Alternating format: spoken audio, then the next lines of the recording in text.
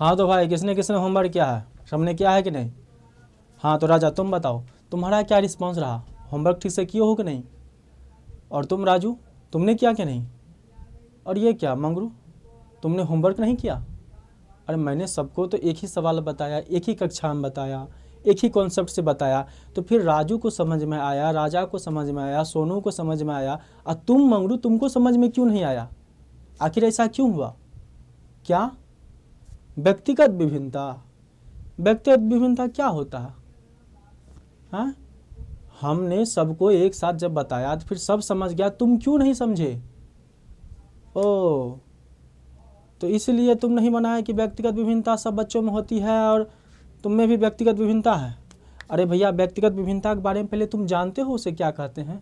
भैया ये सीटेट के सीडीपी का चैप्टर है, और सीटेट में लगभग 5 से 10 नंबर नहीं, 2 से 3 क्वेश्चन तो फंस ही जाते हैं। अब बच्चे इसी में गलती करते हैं, इसी टॉपिक को छोड़ देते हैं। तो हाँ सीटेट वाले भैया, आप इस सीडीपी के महत्वपूर्ण सवाल जो व्यक्तिगत विभिन्नता से आते हैं उस पर ज़रा ध्यान दीजिएगा। इससे हर बार सीटेट में आते हैं और हर बार बच्चे गलती करते हैं। तो हेलो एवरीवन, मैं शशि कुमार शाह, अड्डा 24/7 में आप लोगों का स्वागत करता हूं। आज मैं व्यक्तिगत विभिन्नता के बारे में डिस्कस करेंगे, तो आइए चलते हैं। व्यक्तिगत विभिन्नता क्या होती है और विविध अधिगमकर्ता। ठीक, व्यक्तिगत विभिन्नता होता है कि जैसे कोई बच्चा है, किसी को मैथ पढ़ना अच्छा लगता है, किसी को अंग्रेजी में अच्छा लगता है, किसी को भूगोल अच्छा लगता है। हर किसी के बच्चे का जो सोचने का क्षमता है वो अलग अलग होता है। कोई ड्राइंग करने में बहुत महारत होता है, किसी को कोई क्रिकेट में बहुत खेलने में बहुत माहिर होता है लेकिन मैथ में कमज़ोर होता है। इसी को क्या कहते हैं? व्यक्तिगत विभिन्नता। व्यक्तिगत विभिन्नता माने हुआ हर अलग अलग दो बच्चों में उसके अंदर डिफरेंस होगा। कोई माने कि खेलने में मशहूर हो, कोई गाना गाने में मशहूर हो, कोई पढ़ने में मशहूर हो। हर किसी का अपना अपना एक क्षेत्र होता है। इसे ही क्या कहते हैं? व्यक्तिगत विभिन्नता। ठीक है, तो व्यक्तिगत विभिन्नता क्या है? पहला सवाल है कि व्यक्तिगत विभिन्नता क्या है। तो यहाँ बताया है, प्रकृति का मूल नियम है कि कोई भी दो व्यक्ति पूर्णतः समान नहीं होते हैं। प्रकृति का यह मूल नियम है, कोई भी दो व्यक्ति 100% समान नहीं होते, कुछ ना कुछ उसमें चेंजिंग होगा ही। या वह खेलने में, पढ़ने में, लिखने में, किसी में न किसी में तो चेंज होगा ही, या उसके मानसिक में, ठीक है, मानसिक के सोचने समझने की क्षमता में कहीं ना कहीं तो डिफरेंस होगी। तो उसे ही हम क्या कहते हैं? व्यक्तिगत विभिन्नता। स्किनर ने कहा है कि व्यक्तिगत विभिन्नताओं में संपूर्ण व्यक्तित्व का कोई भी ऐसा पहलू शामिल है जिसे मापा जा सकता है। मान लीजिए, व्यक्तिगत विभिन्नता हम कैसे पता करें कि इन दो बच्चों के बीच में, मान लो राम और श्याम के बीच में क्या व्यक्तिगत विभिन्नता है, कैसे हम मापेंगे? तो वो कोई एक पहलू होता है जिसके आधार पर हम माप सकते हैं कि ये व्यक्तिगत विभिन्नता है। जैसे मान लीजिए कोई दो लड़के ले लेते हैं, उन दो लड़कियों का व्यक्तिगत विभिन्नता मापना है। हमने क्या किया, कुछ 5 सवाल दे दिए, मैथ के 5 सवाल दे दिए और कहें कि सॉल्व करो।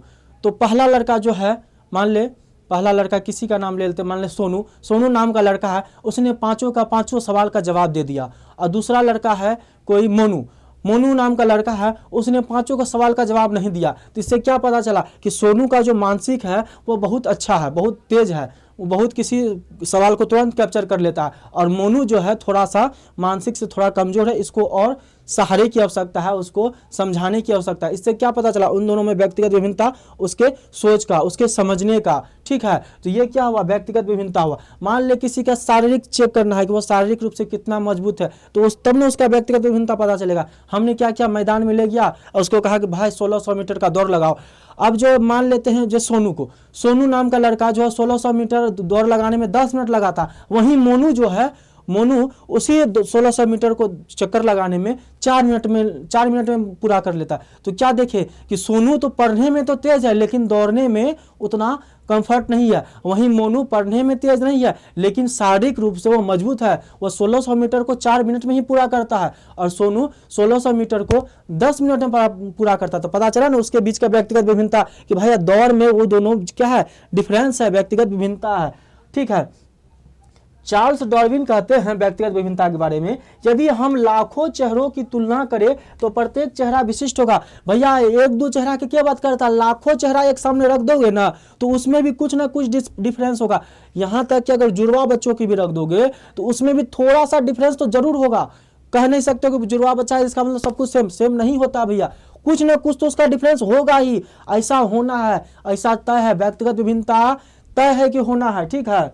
तो ये देखिए हर किसी का जो है शकल एक जैसा नहीं होता, लाखों चेहरे ला के रख दो, कुछ ना कुछ तो इसमें डिफरेंस होगा ही, ठीक है, कुछ ना कुछ डिफरेंस इसमें होगा ही। अगला है विभिन्नताओं के दो मुख्य आयाम। व्यक्तिगत विभिन्नता के दो आयाम होते हैं, आयाम मतलब दो प्रकार होते हैं, व्यक्तिगत विभिन्नता को के दो प्रकार होते हैं। पहला है अंतर व्यक्तित्व विभिन्नता, यानी कि इंटर इंडिविजुअल डिफरेंसेस। अब भैया अंतर व्यक्तित्व विभिन्नता क्या है? तो भैया ये जो डिफरेंसेस है ये दो लोगों के बीच होती है। ये किसके बीच होती है? दो लोगों के बीच।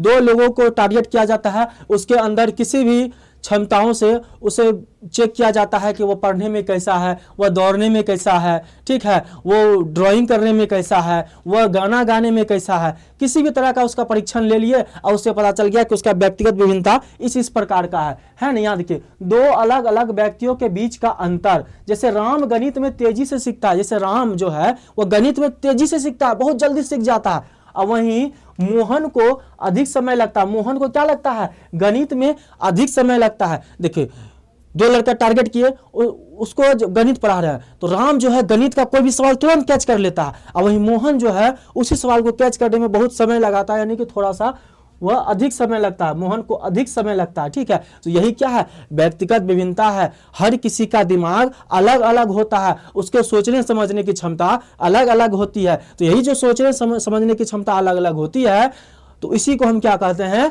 व्यक्तिगत विभिन्नता। आप समझ पा रहे होंगे। ये था विभिन्नताओं के दो मुख्य आयाम में। पहला आयाम क्या था? अंतर व्यक्तित्व विभिन्नता, जिसे इंटर इंडिविजुअल डिफरेंसेस कहते हैं। यानी कि इंटर इंडिविजुअल डिफरेंसेस में दो व्यक्ति को टारगेट किया जाता है, और उन दो व्यक्तियों के बीच जो विभिन्नता है उसे हम क्या कहते हैं? अंतर व्यक्तित्व विभिन्नता, ठीक है। उसके बाद अगर मान ले सवाल में पूछ दे कि दो व्यक्तियों के बीच के अंतर जो व्यक्तिगत विभिन्नता ये होती है वह किस आयाम के अंतर्गत आते हैं, तो क्या देंगे? अंतर व्यक्तित्व विभिन्नता, इंटर इंडिविजुअल डिफरेंसेस, ठीक है। जब दो व्यक्तियों के बीच में अगर अंतर निकालना हो, व्यक्तिगत विभिन्नता निकालना हो, वह किसके अंतर्गत आता है? अंतर व्यक्तित्व विभिन्नता, इंटर इंडिविजुअल डिफरेंसेस के भी संबंध में आता है, ठीक है। दूसरा आयाम है अंतः व्यक्तित्व विभिन्नता। कौन है? अंतः व्यक्तित्व विभिन्नता, जिसे हम कहते हैं इंट्रा इंडिविजुअल डिफरेंसेस। अंतः व्यक्तित्व विभिन्नता यानी इंट्रा इंडिविजुअल डिफरेंसेस। ये क्या होता है? यह होता है कि वह एक ही व्यक्ति में, इसमें क्या होता है? एक ही व्यक्ति में अलग अलग क्षेत्र में उसके अंदर क्या क्या विभिन्नता है। हो सकता है किसी व्यक्ति में मैथ में बहुत तेज हो, कोई एक लड़का को लिए वह मैथ में बहुत तेज है लेकिन साइंस में कमजोर है, वह खेलने में बहुत तेज है लेकिन दौड़ने में वह कमजोर है। तो यही क्या है? अंतः व्यक्तित्व विभिन्नता, इंट्रा इंडिविजुअल डिफरेंसेस। यानी एक ही क्या कहता है? एक ही व्यक्ति के भीतर विभिन्न कौशलों का अंतर। मैंने व्यक्ति एक है लेकिन उसके अंदर जो अलग अलग कौशल है, चाहे सामाजिक कौशल है, भाषा कौशल है, ठीक है, जो भी प्रकार के कौशल है, अंग्रेजी बोलने का कौशल, किसी भी प्रकार का कौशल, मान लो वह अंग्रेजी बोलने में एकदम फॉरवर्ड है लेकिन गणित में कमजोर है।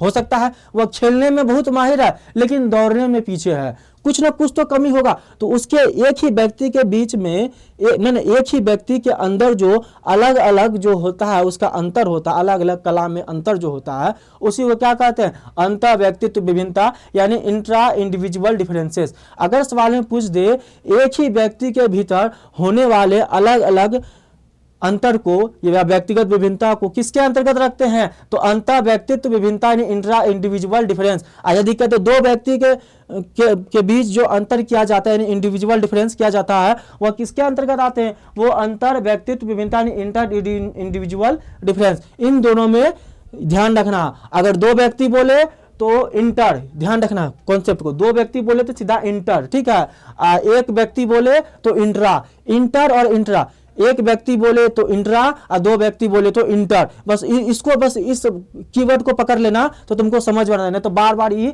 सीटेट के सवाल में हमेशा गलती करता है। जब दो व्यक्ति पूछता है दो व्यक्ति पूछता है तो घुसा देता है इंट्रा वाला, और एक व्यक्ति पूछता है तो घुसाता है इंटर वाला। समझे में नहीं आता है क्या है इंटर और इंट्रा। इंटर माने जब दो व्यक्ति के बीच में व्यक्तिगत विभिन्नता अगर दिखाया जाए तो उसे हम कहते हैं इंटर इंडिविजुअल डिफरेंसेस, और जब एक व्यक्ति के बीच में उनके अलग अलग कौशल के बीच में अगर व्यक्तिगत विभिन्नता देखा जाए तो उसे कहते हैं इंट्रा। आप समझ चुके होंगे, ठीक है, मैं ऐसा समझ रहा हूं। अब देखिए विकास के दो आधार स्तंभ है। विकास, कोई भी व्यक्ति विकास करता है तो उसके दो मुख्य आधार स्तंभ है। पहला है क्या, वंशानुक्रम, यानी कि हेरिडिटी, वंशानुक्रम, यानी उसके वंश से जो उसके अंदर जीन के द्वारा जो आया हुआ उसके वंश, उसके पीढ़ी दर पीढ़ी से, तो उसके अंदर जो भी विकास होगा उसके पिता का, माता का, उसका जो प्रभाव पड़ेगा, तो एक वंशानुक्रम हो गया। वंशानुक्रम में क्या होता है, उसके आंखों का रंग, उसका बालों का रंग, उसके सोचने समझने की क्षमता, उसके पिता का जो सोचने समझने की क्षमता हो सकता है उसमें भी आ जाए, या हो सकता है उसके माता की जो क्षमता उसमें आ जाए। वंशानुक्रम जो है विकास में बहुत महत्वपूर्ण योगदान होता है। इसलिए ज़्यादातर अगर उसके माता पिता दादा दादी में से कोई अगर बहुत इंटेलिजेंट हो तो हो सकता है उसका होने वाला बच्चे जो है, यानी उसका पीढ़ी दर पीढ़ी आने वाला, वो भी बहुत इंटेलिजेंट हो। अगर किसी के पिता का रंग, आंखों का रंग भूरा है तो हो सकता है उसके बच्चे के आंखों का रंग भी भूरा हो। उसके पिता का रंग यदि ब्लैक है, एकदम पूरा एकदम घना ब्लैक है, तो उसका हो सकता है उसके बच्चे का भी ब्लैक हो। या किसी पिता का माथा गंजा है तो हो सकता है आने वाला समय में उसका बच्चा जो पैदा हो सकता है आने वाला समय में वो भी गंजा हो। तो ये वंशानुक्रम होता है, ठीक है। या किसी पिता को किसी तरह का पहले बीमारी है तो हो सकता है आने वाले समय में जो उसका बच्चा हो, आने वाले समय में उसको भी बीमारी हो सकती है। तो ये वंशानुक्रम है। तो भैया विकास के दो आधार स्तंभ में पहला था वंशानुक्रम जो उसके वंश से आया है, और दूसरा होता है वातावरण। दूसरा होता है, एक तो वंशानुक्रम जो फिक्स है भैया, उसका आंखों का रंग, बालों का रंग और यहाँ तक कि सोचने समझने की क्षमता, ये तो फिक्स है।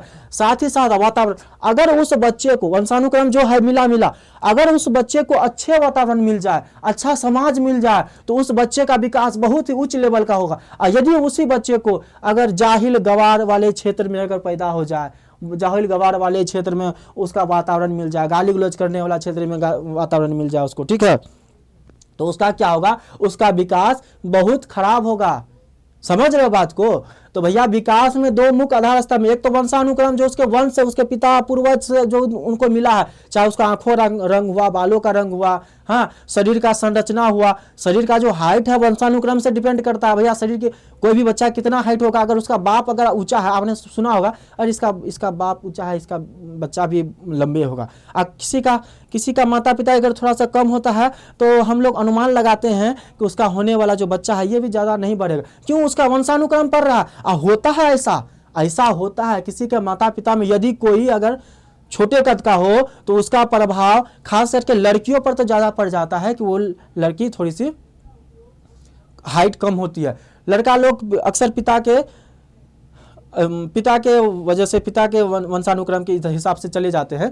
तो भैया वंशानुक्रम बहुत डिपेंड करता है। और वातावरण क्या होता है, अगर उस बच्चे को अच्छा वातावरण मिल जाए तो वो अच्छे विकास करेगा, और बुरा वातावरण मिल जाए तो बुरा विकास करेगा। तो ये है विकास के दो आधार स्तंभ। पहला है हेरिडिटी यानी वंशानुक्रम, और दूसरा है वातावरण, इन्वायरमेंट, ठीक है, जिसे नेचर कहते हैं। आप समझ गए होंगे। अगला है प्रकृति बनाम पोषण, एक संश्लेषण। प्रकृति क्या है, पोषण क्या है, इसके बारे में समझेंगे। तो भैया कहता है व्यक्तिगत विभिन्नता केवल एक कारक का परिणाम नहीं है, यह वंशानुक्रम और वातावरण की परस्पर अंतःक्रिया है। तो भैया व्यक्तिगत विभिन्नता जो है वंशानुक्रम, बोले ना, वंशानुक्रम और वातावरण की परस्पर अंतःक्रिया, इन दोनों का जो परस्पर अंतःक्रिया होगा, इन दोनों के मेल से उन पे व्यक्तिगत विभिन्नता पे बहुत सारा प्रभाव पड़ता है। हमने बोला ना, किसी का वंशानुक्रम जो उससे वंश से मिला और जो उसके वातावरण से मिला, इन दोनों का जो परस्पर क्रिया होगा उससे जो उनके व्यक्तिगत विभिन्नताएं उत्पन्न होगी उस लड़के से किसी अन्य लड़के के तुलना में, तो उसे हम क्या कहते हैं, व्यक्तिगत विभिन्नता। सिद्धांत, वंशानुक्रम एक बर्तन के आकार की तरह है। वंशानुक्रम एक बर्तन के आकार की है, क्या है, बर्तन के आकार की है, ठीक है, और वातावरण उस पानी की तरह है जो उसे भरता है। भैया हम क्या, वंशानुक्रम तो फिक्स है कि जो उसे वंश से मिल गया, अब देखिए, अब रह गया बात वातावरण का। तो वातावरण हमको ऐसा खोजना है जो हमारे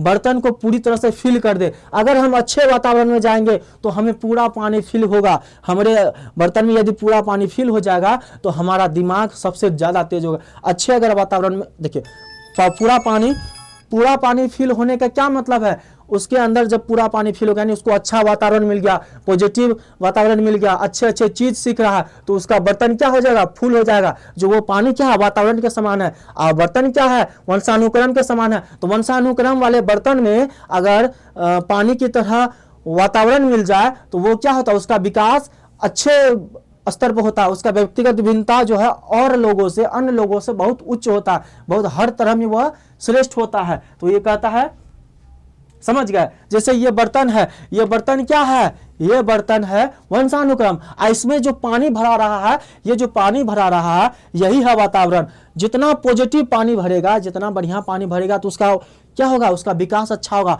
व्यक्तिगत विभिन्नता इसमें जो पाई जाएगी बाकी बच्चों से बहुत उच्च लेवल की होगी। अगर इसमें गंदा मिल जाएगा, गंदा पानी का मतलब क्या होता है, गंदा पानी का मतलब होता है उसको नेगेटिव वातावरण मिल जाए। अगर इसमें मान लो नाले का पानी मिल जाए, ठीक है, तो इसका व्यक्तिगत विभिन्नता क्या असर पड़ेगा कि ये भैया ये गर्त में चले जाएगा। इसका जो सोचने समझने की क्षमता है, पानी तो भर रहा है, गंदे अगर मान लो गंदा पानी भर जाएगा इसमें, कहने का मतलब नेगेटिव अगर इसमें अंदर वातावरण मिल जाए, गाली गलौज सीख ले, पानी का मतलब क्या, उसका वातावरण। तो अगर गाली गलौज सीख ले, गाली गलौज से पूरा भर दे टंकी, तो इसका क्या हो जाएगा, इसका दिमाग जो है बकवास, क्या हो जाएगा, ये जो है कोई जीवन में कुछ अच्छा काम नहीं करेगा, खाली गलत काम करेंगे, बुरे काम करेंगे। तो भैया बर्तन तो हमारा वंशानुक्रम है, लेकिन इसमें पानी कौन सा भरना चाहिए, वातावरण कैसा होना चाहिए, साफ पानी भरना चाहिए, साफ वातावरण होना चाहिए। साफ वातावरण का मतलब पॉजिटिव वातावरण, जहाँ अच्छे अच्छे चीज़ों को सिखाया जाता हो, उसके बड़ों का आदर किया जाता हो, अच्छे अच्छे लोगों से मेल जोल हो, अच्छा वातावरण हो, धर्म के प्रति जो है उसका सद्भावना रहे। तो इस तरह का आवाज, अगर गंदा पानी, कहने का मतलब गाली गलौज करने वाला इलाका है, माँ बाप जो है झगड़ा करता हो, मारपीट करता हो, पिता शराब पीता हो, तो उसका वातावरण खराब है, तो उसमें यानी गंदा पानी है, तो क्या होगा, उसका तो गर्त में जाएगा। आप समझ पा रहे होंगे, ठीक है। अगला है विभिन्नताओं के अन्य महत्वपूर्ण कारण। अब देखिए, व्यक्तिगत विभिन्नता के बहुत सारे कारक होते हैं, एक कारक नहीं होते। अच्छा, किसी भी व्यक्ति में अगर विभिन्नता पाई जाती है उसके बहुत सारे कारक होते हैं। पहला, आयु और परिपक्वता। मान लीजिए 5 साल का बालक है और 25 साल का पुरुष है, ठीक है, तो उन दोनों में आयु के वजह से उसके अंदर क्या होगा, परिपक्वता होगा। 5 साल का बालक उतना परिपक्व नहीं होगा, और 25 साल का जो हिस्ट पुष्ट आदमी होगा वो तो मैच्योरेट होगा पूरा एकदम, तो उसका भी प्रभाव पड़ेगा ना व्यक्तिगत विभिन्नता में। 5 साल का बच्चा, 25 साल का आदमी, उन दोनों के बीच में क्या डिफरेंस नहीं होगा, यही है व्यक्तिगत विभिन्नता। उसके सोचने समझने की क्षमता और 25 साल के आदमी का सोचने समझने की क्षमता, ये दोनों तो अलग होता है। तो भैया आयु और परिपक्वता ये व्यक्तिगत विभिन्नता का सबसे महत्वपूर्ण कारक है। दूसरा है लिंग भेद। अब देखिए लिंग भेद क्या होता है, एक लड़का और एक लड़की। अब लड़का लड़की का सोचने की समझने की क्षमता अलग होती है, उन दोनों की रुचि अलग अलग होती है। लड़की को ज्यादातर क्या पसंद है, लड़की को जैसे खाना बनाना, हाँ, जैसे ड्राइंग करना, ठीक है, इसको ये सब ज्यादा पसंद है। जैसे अपने आप में कि कुछ ना कुछ करते रहना। लड़कियों को क्या पसंद है यार, हमको खुद ही नहीं पता है। और लड़के लोग को क्या पसंद है, क्रिकेट देखना, मैच देखना। और लड़की लोग को क्या पसंद हो सकता है, लड़की लोग को बहुत पसंद होता है यार, हमको कुछ नहीं आता है। लड़की लोग का अलग अलग पसंद होता है, वो तो पूछना पड़ेगा, हमारा तो कोई है नहीं किया, तो हम बता देते हैं। तो भैया लिंग भेद में क्या है, लड़का लोग का अलग रुचि, बस ये समझो लिंग भेद में क्या होता है। लड़का लोग का अलग रुचि है, लड़का लोग क्रिकेट में देखता है, बकैती करता है, कमेंट करेगा इधर उधर, तो वो लड़का लोग का अलग रुचि है। और लड़की लोग का अलग रुचि है, लड़की लोग का अलग रुचि है यार, हमको उससे नहीं पता है। तो दोनों का रुचि अलग है, तो भैया लिंग जब भेद अलग होगा तो उसका व्यक्तिगत विभिन्नता क्या होगा, अलग होगा, ठीक है। हाँ, लड़की लोग को ड्राइंग करना बहुत अच्छा लगता है, कपड़ा जो सिलना जो होता है वो अच्छा लगता है, ठीक है। कंप्यूटर, हाँ, अंग्रेजी बोलना लड़की लोग की रुचि है, अंग्रेजी बोलना, हाँ, हाउ आर यू, कैसे हो, है, और कुछ बोलती है, हमको नहीं पता है, ठीक है। तो ये लड़की लोग को अंग्रेजी बोलना बहुत पसंद है। और लड़का लोग अंग्रेजी अगर बोलते है, क्या मर्दे क्या बोल रहा है तू, लड़का लोग को अंग्रेजी, अरे हिंदी में बोलो यार। लड़की लोग को अंग्रेजी में अच्छा लगता है, तो उन दोनों के रुचि में अंतर हुआ ना भाई, भाषा से ही अंतर हो गया। उसको अंग्रेजी बोलना हर समय वो सोचेगी कि अंग्रेजी ढुका दे, और लड़का हर समय अरे ठेठी में बोलो यार, हाँ, क्या यार बोलता है। तो ये है लिंग भेद। क्या है? लिंग भेद। उनके बोलने का भी रुचि अलग है, तो लिंग भेद जब अलग होगा तो लिंग भेद भी क्या है? व्यक्तिगत विभिन्नता पे के महत्वपूर्ण कारक है। दूसरा हो गया। तीसरा है प्रजाति और संस्कृति।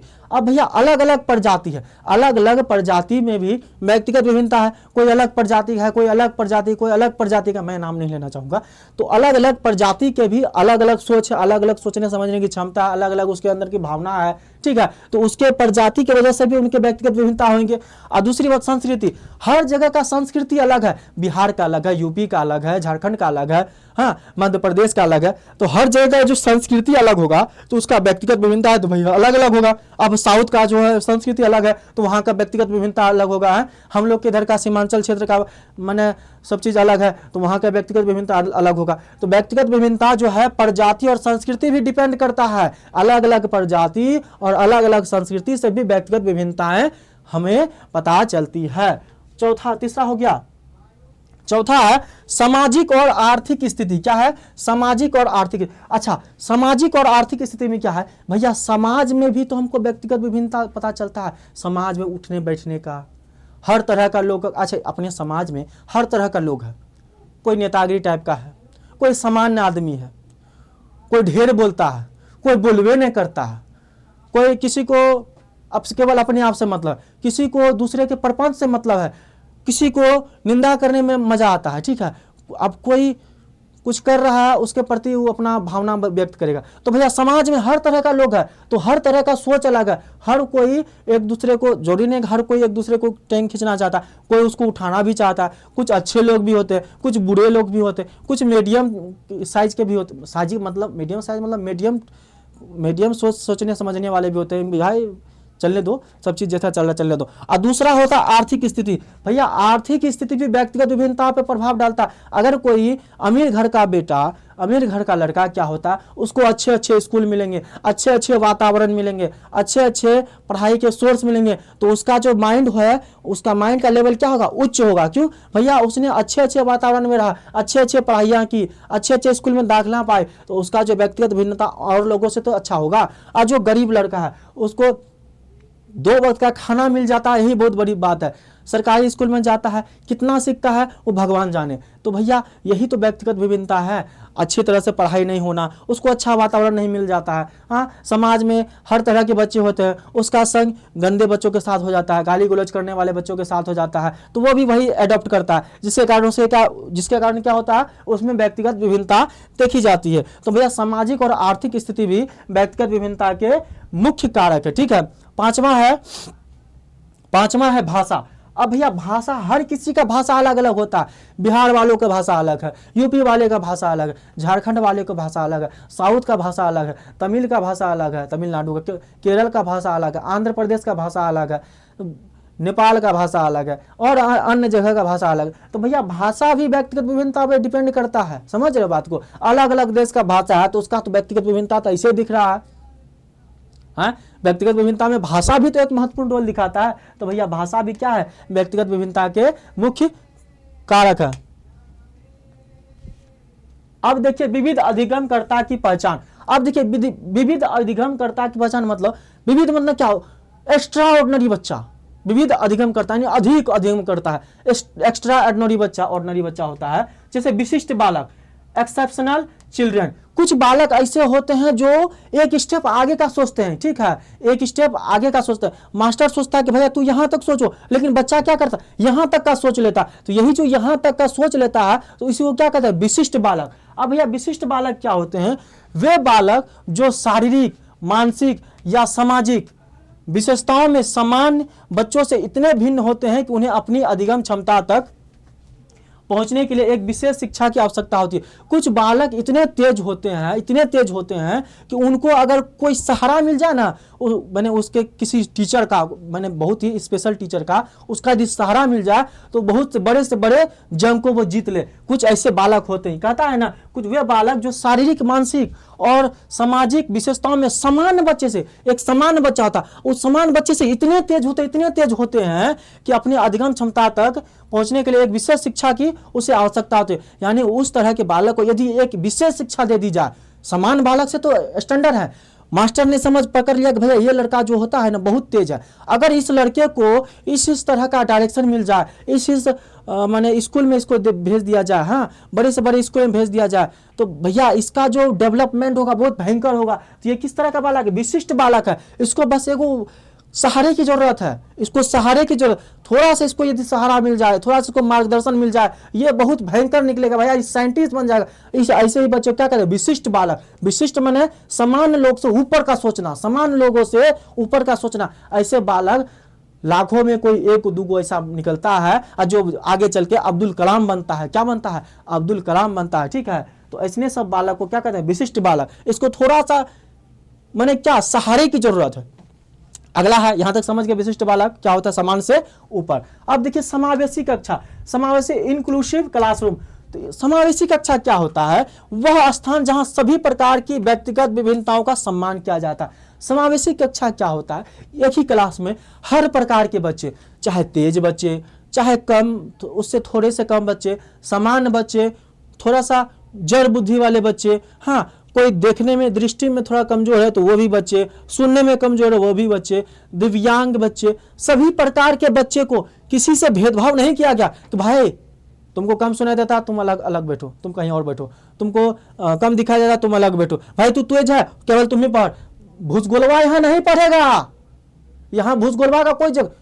ऐसा कक्षा समावेशी कक्षा नहीं होता है। समावेशी कक्षा का मतलब जिस प्रकार के भी बच्चे हैं सब बच्चों को बैठाओ, सबको एक साथ बैठाओ। कोई जरूरी नहीं कि आगे तेज बैठेगा, सबको एक बराबर एकदम मिक्सचर कर दो, एकदम खिचड़ी की तरफ फेंक दो इसे डायरेक्ट, और जिसका जहां स्थान मिलेगा वहीं बैठ जाओ। ठीक है, हाँ जैसे एकदम मैंने चक्री घुमा दिए, कहें कि खेलो दौड़ो, एक कक्षा में बंद कर दिया, बोले कि नुका चोरी खेलो, सब इधर उधर भाग रहा, आगे एकाएक रुक जाओ वहीं बैठ जाओ, तो वहीं बैठ गया तो सब क्या मिक्स हो गया। तो मिक्स करके बैठा देना, माने उसका कोई अथी नहीं कि भैया एक कोई सीरीज नहीं भाई तू यहाँ आगे बैठेगा, लड़की है तो आगे बैठेगा और लड़का है तो पीछे बैठेगा, तेज बच्चा आगे बैठेगा, भुजगोल बच्चा पीछे बैठेगा। हाँ सबको मिक्स कर दिया, एकदम हिलोर मार के ऐसे हिला दिया, बस फेंक दिए। वो जो बच्चा बैठा है उसे कहते हैं समावेशी कक्षा। समावेशी कक्षा में सबको मिला देना, एक तरफ से सबको मिला देना, किसी में कोई भेदभाव नहीं, सबको एक सम्मान देना। भैया तू कितनों तेज है या कितनों भुजगोल है, हमको उससे कोई मतलब नहीं, तुम सब मेरे लिए बराबर हो, बराबर। तुम में हमको कोई भेद हम नहीं देखते, तुम में, तुम्हारे अंदर हमको कोई भेद नहीं दिखाई देता। इसी को कहते हैं समावेशी। किसी भी बच्चे को कम नहीं आंकना, सब बच्चे उनके लिए अच्छे हैं। ठीक है, बच्चे मन के सच्चे होते हैं तो सब बच्चों को एक बराबर देखना, इसी क्या कहते हैं? समावेशी कक्षा। तो समावेशी कक्षा वह स्थान जहां सभी प्रकार के व्यक्तिगत विभिन्नताओं का सम्मान किया जाता है। हर तरह के व्यक्तिगत विभिन्नता, जितने भी प्रकार के व्यक्तिगत विभिन्नता के बच्चे हैं सब बैठो यार, सबको हम पढ़ाएंगे, सबको फ्री में पढ़ाएंगे। ठीक है, अब देखिए मेधावी और सृजनशील बालक। भैया मेधावी और सृजनशील बालक, मेधावी मतलब उच्च क्वालिटी के बालक, सृजनशील जो कि कुछ एक्स्ट्रा सोचता है। मान लिए 5 क्लास का बच्चा है और 8 क्लास का सवाल सॉल्व करता है, उसको क्या कहते हैं? सृजनशील बालक। यानी 5 क्लास का है लेकिन 8 क्लास का मैथ सवाल का सॉल्व कर रहा है, तो ये क्या है? सृजनशील। उच्च बुद्धि लब्धि, हाय उच्च बुद्धि लब्धि यानी कि हाय हाय हाय एकदम उच्च वाला बुद्धि। इसका जो सामान्यतः IQ लेवल होता है, हाई IQ लेवल। ठीक है, उच्च बुद्धि लब्धि बना IQ लेवल। ठीक है, तो इसका सामान्यतः 130 प्लस होता है। इसका क्या होता है? बुद्धि लब्धि का।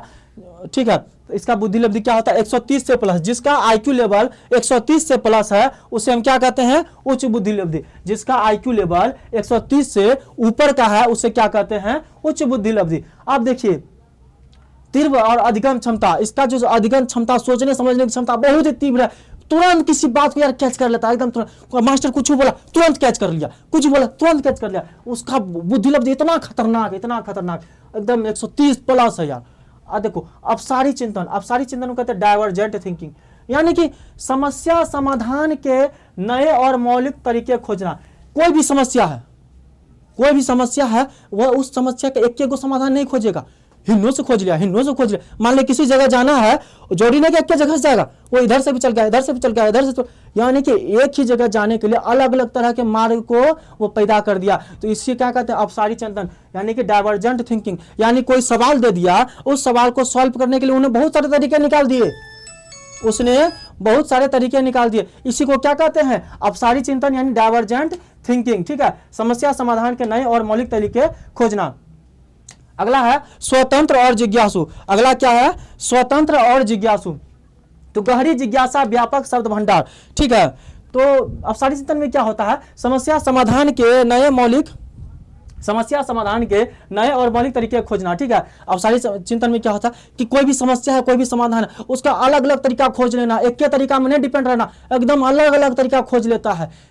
समझ आया बात को, अलग अलग तरीका खोज लेता है। जरूरी नहीं है कि अब देखिए सामान्य बालक होगा वो एक के जैसे एक सवाल का एक हल कर दिया, लेकिन अब सारी चिंतन डाइवर्जेंट थिंकिंग वाले भैया एक मान लो अगर वो सवाल हम नहीं बना पाए उस ट्रिक से, तब क्या करेंगे, तो भैया उसने ऐसा 4-5 गो रास्ता निकाल दिया कि भैया अगर सवाल में बोर्ड एग्जाम में अगर उस तरह से नहीं बना पाएंगे, किसी और तरीके से बनाएंगे, उससे भी नहीं बने किसी और तरीके से बनाएंगे, उससे भी नहीं बने किसी, लेकिन बनाएंगे, फोड़ेंगे सवाल को, ठीक है। तो ये होता है आप सारी चिंतन वाले बच्चे। स्वतंत्र और जिज्ञासु, मेधावी और सृजनशील बालक का जो है एक होता है स्वतंत्र और जिज्ञासु, माने स्वतंत्र होते हैं, पढ़ने लिखने में इतने स्वतंत्र होते हैं कि पूछो मत यार। और जिज्ञासु, कोई भी चीज को जानने के लिए एकदम उत्सुकता, कैसे होगा कैसे होगा, कोई भी चीज अगर सर बोल देगा ये फलना ऐसा ऐसा है, क्या है वो पूछेगा जिज्ञासा, जब तक वो सर बता नहीं देंगे तब तक वो छोड़ेगा नहीं, इतना जिज्ञासु होता है, इतना जिज्ञासु होता है, उसके अंदर जिज्ञासा कूट कूट के भरी रहती है। तो भैया वो तो पहले स्वतंत्र रहता है, पढ़ने लिखने में स्वतंत्र, किसी से कोई मतलब नहीं, वो खाली पढ़ेगा। और जिज्ञासु, उसके अंदर बहुत सारा जिज्ञासा होता है, किसी भी सवाल अगर कोई भी सवाल उसके सामने आ गया,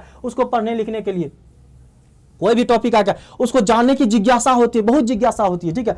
चुनौतीपूर्ण कार्य की आवश्यकता, भैया वो कोई भी अगर चैलेंजिंग काम होगा ना भैया वो हम करेंगे सर, हम कर लेंगे, एकदम कर लेंगे सर, क्या है उसमें, कुछ नहीं। चुनौती कार्य जो कि किसी से समान बच्चे से असंभव है, उस कार्य को संभव करने के लिए पूरा एकदम जी तोड़ मेहनत कर देगा। तो चुनौतीपूर्ण कार्य की आवश्यकता, वो मैंने कहता है यदि शिक्षण उनके स्तर का नहीं भी है तो वे कक्षा में उबाऊपन महसूस करते हैं। चुनौतीपूर्ण कार्य की आवश्यकता, यदि शिक्षण उनके स्तर का नहीं है तो वे कक्षा में उबाऊपन महसूस करते हैं। मान लो कोई उसको टास्क मिल गया, अब भैया वो टास्क उसके लेवल का है, ये फूक देगा टूट जाएगा, तो उसमें क्या करता है, उबाऊ महसूस करता है, ये क्या सर क्या दे दिए हमको, तो एकदम चुनौतीपूर्ण वाला दीजिए, एकदम ठोस वाला दीजिए कि हम उसमें लड़ जाए, ऐसा क्या सर क्या दे, 2 गुना 2 2 दूनी 4, ऐसा मत दीजिए। चुनौतीपूर्ण कार्य की आवश्यकता, हमको एकदम चुनौती वाला कार्य दीजिए सर, एकदम फोड़ देंगे। लेकिन यदि शिक्षण उनके स्तर का नहीं है, मान लो उसके स्तर का, भैया वो उच्च लेवल का बंदा है, उसको तुम एकदम छोटा मोटा तुम दे रहे हो भाई चलेगा, उसको चाहिए हाई क्वालिटी का, एकदम सीखने के लिए आया है भैया, वो जिज्ञासु है,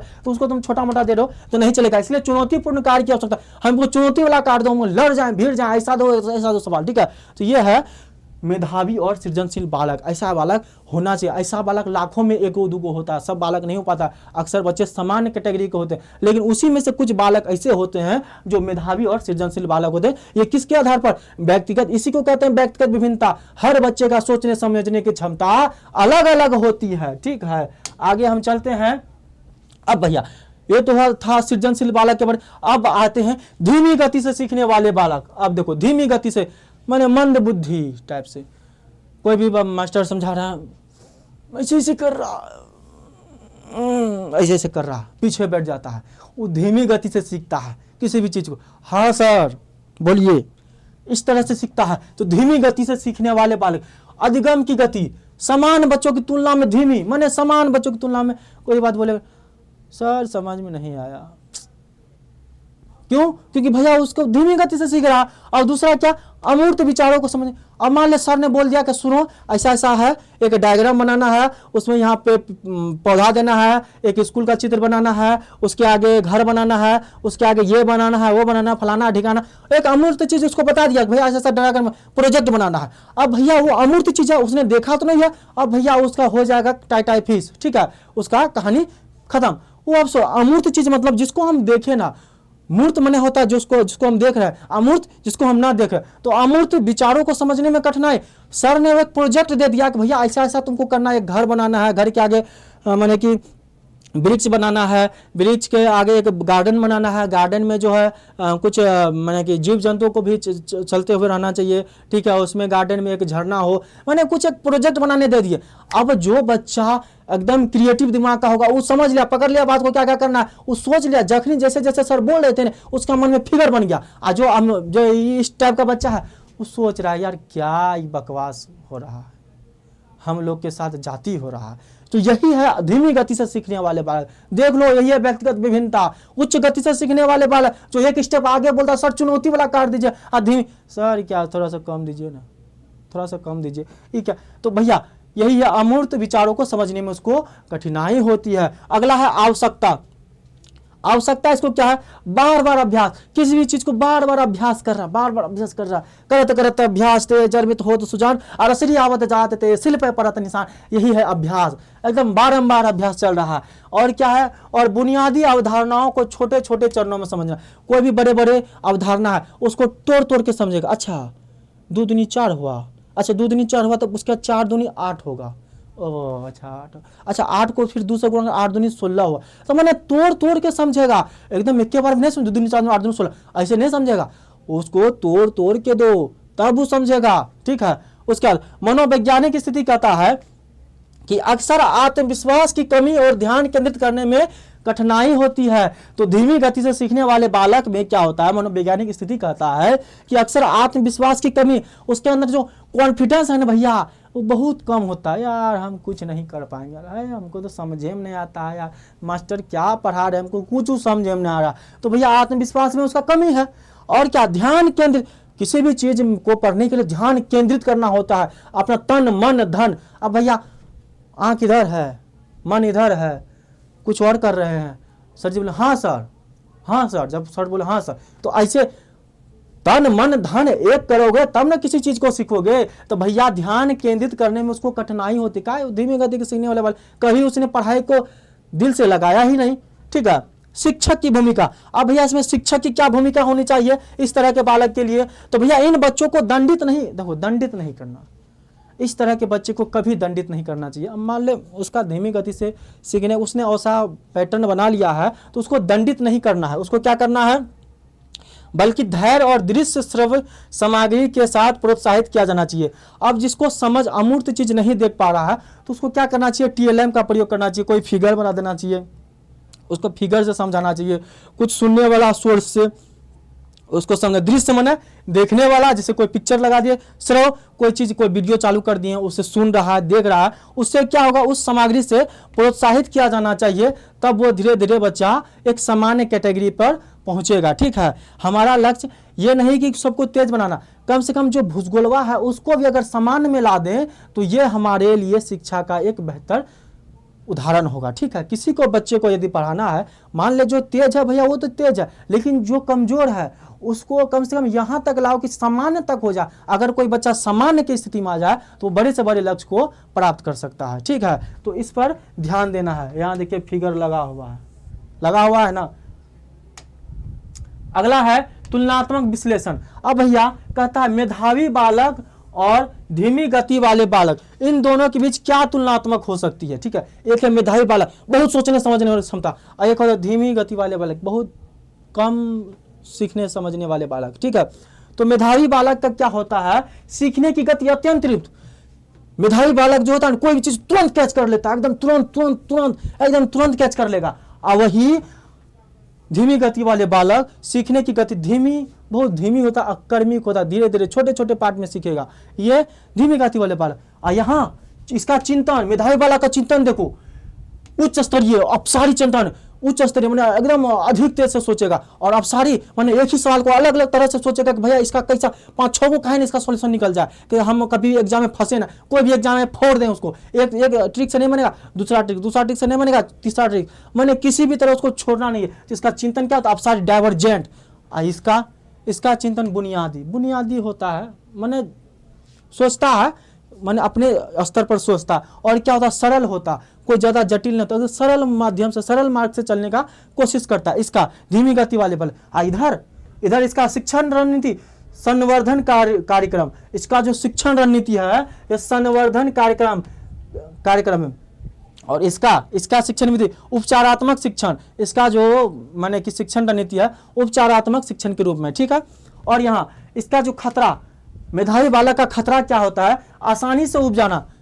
मेधावी बालक अक्सर होता है, उसमें क्या होता है, अगर उसको छोटे मोटे सवाल दे दो ना, उब दो यार, क्या सर क्या आप दे रहे हैं सर, कुछ बढ़िया दीजिए, क्या सर क्या दे रहे हैं, उच्च लेवल का सवाल दीजिए सर, आप समझ रहे हैं हम कौन है सर, इस तरह का बालक होता है। ये खतरा भैया, इतना भी तुम नहीं बुरो भैया, हर तरह का सवाल आता है, हर तरह का। अब तुम मैंने पेपर में आ जाएगा, अगर नॉर्मल सवाल है क्या करो इसको हम सॉल्व नहीं करेंगे भैया।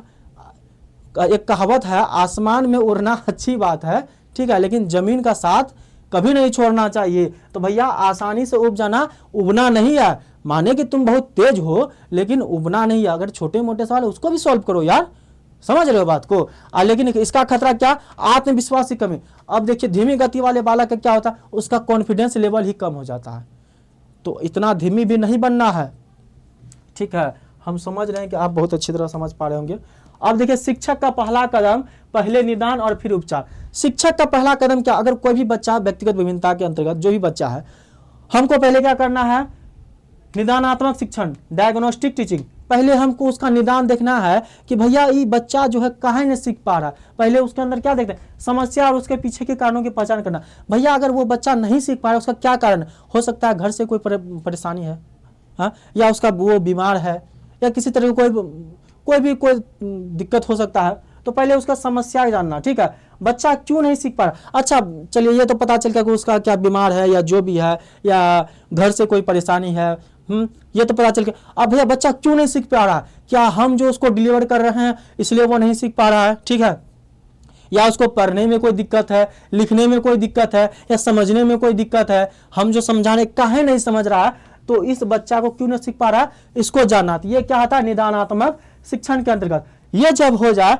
तो दूसरा होता है उपचारात्मक शिक्षण। उपचारात्मक शिक्षण में क्या हो, कारण अब पता चल गया कि बच्चा क्या दिक्कत है। अच्छा बच्चा को पढ़ने में दिक्कत हो रहा है, किसमें, पढ़ने में दिक्कत हो रहा है, तो ठीक है, जब कारण जानने के बाद विशिष्ट शिक्षण विधियों द्वारा सुधार करना। अब यदि पढ़ने में दिक्कत होता है उसको हम जाके बढ़िया से समझाएंगे, बाबू इसका ये होता है, इसका वो होता है, उसका मीनिंग बताएंगे। या उस किसी को लिखने में दिक्कत होता है उसको बताएंगे कि भैया ऐसे ऐसे लिखा करो, ठीक है, उसके पास जाके, यह उपचारात्मक शिक्षण, उसके पास जाके उसके पास अच्छी तरह से उसको समझाना, ठीक है। समस्या का समाधान कैसे करें, अब भैया अब तो मैंने सब चीज बता दी, अब भैया वो बढ़िया तरह से उस पर इंप्लीमेंट कैसे करे, तो उस समस्या का समाधान कैसे करें उस पर सोचना। तो ये कहाँ आ गया, उपचारात्मक शिक्षण में। पहला है निदानात्मक शिक्षण का पहला कदम क्या, पहले उसके अंदर के जानकारी लेना कि भैया काहे नहीं सीख रहा, और दूसरा वो अब उपचारात्मक शिक्षण में क्या होता है, उस समस्या का समाधान अब कैसे करें, ठीक है। अगला है वायुगतिकी का मचान या पार या स्कैफोल्डिंग। ये सवाल अक्सर सीटेट में तो भैया इसका सवाल आना तय है, इसका 1 नंबर या 2 नंबर का सवाल इसका आना।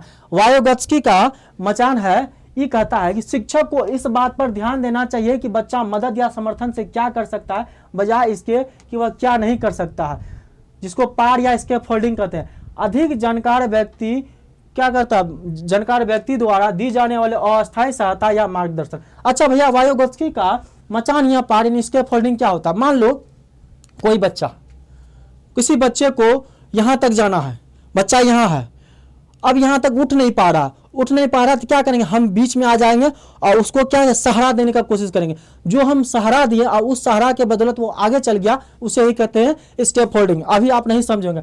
मान लीजिए आप कहीं घूमने गए, ठीक है, कहीं घूमने गए, किसी जंगल में फंस गए, जंगल का आपको पता नहीं है, आपको जाना है अपने घर। अब अपने घर जाने के लिए भैया जंगल में फंसे तो पहले तो तुम एनएच पे पहुंचोगे, एनएच मेन रास्ता, तब ना तुम एनएच पर पहुंच ही नहीं पा रहे हो भैया। एनएच पे पहुंचोगे तब ना किसी गाड़ी को हाथ दोगे, भैया हमको यहाँ यहाँ यहाँ जाना। एनएच पे पहुंचोगे तुम पहुंच जाओगे अपने घर, लेकिन तुम एनएच तक ही नहीं पहुंच पा रहे हो। नेशनल हाईवे जो सड़क है वो सड़क पर तक ही नहीं पहुंच पा रहे हो, तुम जंगल में फंस गए। अब देखिए तुम जंगल में बार बार घूम के वही जंगल में पहुंच रहे हो, बार बार घूम के वही जंगल में पहुंच रहे हो। तो कोई जो उस जंगल का जो जानकार है, जो उस जंगल का जानकार है, उसको क्षेत्रीय लोग है, वो तुमको देख लिया, तुमको क्या किया, तुम्हारा हाथ पकड़ के लेते आया कहाँ तक, सड़क तक लेते आया। अब वो जान गया कि भैया सड़क तक आ गए हैं, तो सड़क के बाद अब हम अपना घर चले जाएंगे, तो वहां पर तुम्हारा हाथ छोड़ दिया। तो वो जो वहां से लेके सड़क तक तुमको हाथ पकड़ा, उसी को क्या कहते हैं, स्कैफोल्डिंग। जो वहां जंगल से लेके जो तुमको सड़क तक लाया, उसी को क्या कहते हैं, स्कैफोल्डिंग। तो यानी कि अधिक जानकार व्यक्ति द्वारा दी जाने वाले अस्थायी सहायता या मार्गदर्शन। जो वहां का जानकार था, वो जानकार क्या क्या उसको मार्गदर्शन दिया कि भैया ये देखो, ये हाथ पकड़ के उसको सड़क तक पहुंचा दिया, तो इसे क्या कहते हैं, स्कैफोल्डिंग। तो यह सहायता तब तक दी जाती है जब तक बच्चा स्वतंत्र रूप से समस्या का समाधान करना न सीख जाए। यानी कि यह जो स्कैफोल्डिंग तब तक देना, यदि कोई बच्चा किसी मैथ का सवाल नहीं बना पा रहा है, मान लो a प्लस, मान लो a का मान लो a बराबर 2 और b बराबर 3 दे दिया, ठीक है, और कहते हैं a प्लस बी का होल स्क्वायर का मान निकालो। अब मान लो जो तेज बच्चा है वो निकाल लिया, और जो भुजगुलवा है उसको a+b का होल स्क्वायर पता नहीं है, तो मास्टर को क्या करना चाहिए, इसको फोल्डिंग लगाना चाहिए। क्या करना चाहिए, उस बच्चे के पास जाना चाहिए, उसको बताना चाहिए बाबू a बराबर 2 है ना, और b बराबर जो 3 है, तो क्या करो, पहले a+b का होल स्क्वायर मांगा है तो करो क्या, a+b का होल स्क्वायर का सूत्र होता है, उसको बताओ a+b का होल स्क्वायर का सूत्र होता है a² + 2ab + b²। तो a के जगह 2 को रखो और 2ab की जगह बी के जगह 3 रखना है, तो सारा बैठा दिया, ए के जगह 2² और ए के जगह फिर 2 और बी के जगह 3 और फिर b² की जगह 3²। अब बच्चा कह रहा सर अब तो इसको हम सॉल्व कर लेंगे। देखो वहां तक हम चढ़ा दिए, जहां तक उसको चढ़ना चाहिए था वहां तक चढ़ा दिए, तो वो जो हम सूत्र बताए, वो जो सूत्र बताया वही क्या स्केप फोल्डिंग है। अब वहां से वो अपने तुरंत फटाक से निकाल दिया, सर इसका ऐसा ऐसा होगा, तो इसी को क्या कहते हैं, स्केप फोल्डिंग। और यह स्केप फोल्डिंग तब तक देना है जब तक बच्चा पूरी तरह से सीख न जाए, और जब बच्चा सीख जाएगा तो उसको स्केप फोल्डिंग देना खत्म करना। यहाँ लिखा है ना, यह सहायता तब तक दी जाती है जब तक बच्चा स्वतंत्र रूप से समस्या का समाधान करना न सीख जाए। देखिए ये देखो हमको यहां तक पहुंचना है, तो ये क्या करे, यहां था बच्चा, यहां इसके फोल्डिंग दिए, यहां चढ़ने के लिए इसको यहां तक, अब यहां से बच्चा यहां फटाक से चढ़ जाए, क्या करेगा, फटाक से, अब यहां से फटाक से चल। तो ये जो हम दिए हैं यही क्या है, इसके फोल्डिंग, उसको हम हाथ खींच के ऊपर ला रहे हैं। ठीक है, समझ गए होंगे आप। अगला है विभेदित शिक्षण, डिफरेंशिएटेड इंस्ट्रक्शन। अब भैया विभेदित शिक्षण हो रहा, ठीक है, लास्ट कर देते हैं, 2 मिनट, ठीक। अच्छा विभेदित शिक्षण क्या होता है, विभेदित शिक्षण होता है कि भैया बच्चे को क्या है, विभेदित शिक्षण में क्या, एक तो भैया लचीलापन लाना चाहिए, क्या करना चाहिए, लचीलापन आना चाहिए, दूसरा बहुस्तरीय शिक्षण होना चाहिए, दूसरा TLM का उपयोग होना चाहिए, और सहयोगात्मक अधिगम होना चाहिए। विभेदित शिक्षण में क्या होता है, अलग अलग प्रकार के शिक्षण होने चाहिए। एक तो लचीलापन, सभी बच्चों को एक ही डंडे से हाँकना गलत है, शिक्षण विधियों में लचीलापन होना चाहिए। अब मान ले हर तरह का बच्चा है और सब बच्चों के साथ एक ही व्यवहार करे, एक ही डंडे से। अब मान को तेज बच्चा है और तेज बच्चे के ही स्थिति से, मैंने जैसे तेज बच्चा जिस प्रकार से समझता है उसी प्रकार से हम समझा दें, ठीक है, उसी प्रकार से हम समझा दें किसी भी सवाल को। जो तेज बच्चा किसी चीज को कैच करता और उसी थ्रू से हम उसको समझा दे तो क्या हो जाएगा, उसका जो है किसी को समझ में आएगा, किसी को नहीं समझ में आएगा। तो भैया हमको हर तरह से समझाना है, तेज वालों को भी समझाना है, भूगोल वालों को समझाना है। तो हम क्या करेंगे, मीडियम लेवल का समझाएंगे। क्या समझाएंगे, मीडियम लेवल का समझाएंगे। इसी को क्या कहते हैं, लचीलापन। बहुस्तरीय शिक्षण, एक ही विषय को अलग अलग तरीकों से प्रस्तुत करना। अब जरूरी नहीं कि एक विषय को एक ही तरह से प्रस्तुत करेंगे, उसको अलग अलग तरीके से प्रस्तुत करेंगे, ठीक है। तो ये क्या है, बहुस्तरीय शिक्षण। TLM का उपयोग, भैया दृश्य श्रव्य सामग्री। TLM क्या होता है, जैसे कोई पिक्चर लगा दिए, कोई गाना चला दिए, अब गाना नहीं चलाना है भैया, कोई माने TLM से रिलेटेड चलाना है, ठीक है। तो ये TLM दृश्य श्रव्य सामग्री जो है, जो मॉडल और चार्ट पेपर का उपयोग करता है, उस तरह का हमको उपयोग करना है। सहयोगात्मक शिक्षण, समरूप और विषमरूप समूहों में बच्चों का एक साथ सीखने का अवसर देना। अब समरूप क्या होता है, जैसे लड़का लड़का एक साथ रह के समूह बना लिया, उसको कोई प्रोजेक्ट दे दिए, उसमें सीखने को मिलेगा। अब विषमरूप क्या, जैसे लड़का लड़की एक साथ मिला दिए और उसका समूह बना दिया, उसमें सीखने का जो उसको अवसर मिलेगा। यह क्या है, सहयोगात्मक शिक्षण। देखिए आगे हम अभी नहीं बता पाएंगे, समय का अभाव है, ठीक है। आज के लिए इतना ही, ठीक। तो आपको कितना समझ में आया आप फीडबैक दीजिएगा, ठीक है। और एक बात, अड्डा 24/7 शशि GK GS मेरा एक यूट्यूब चैनल है, आप इसको लाइक कीजिए, सब्सक्राइब कीजिए, शेयर कीजिए, जितना हो सके इसको आगे से आगे बढ़ाइए। हम CDP के हर एक टॉपिक को लाएंगे और BPSC TRE 4.0 से संबंधित जो भी बच्चे हैं उनके लिए हम विशेषकर हर तरह के, माने कि हर सब्जेक्ट के लिए हम वीडियो लाने वाले हैं। तो आप लोग, मैं चाहूँगा कि इसको ज़्यादा से ज़्यादा लाइक, सब्सक्राइब और शेयर कीजिए। और तब तक के लिए धन्यवाद। जय हिंद, जय भारत।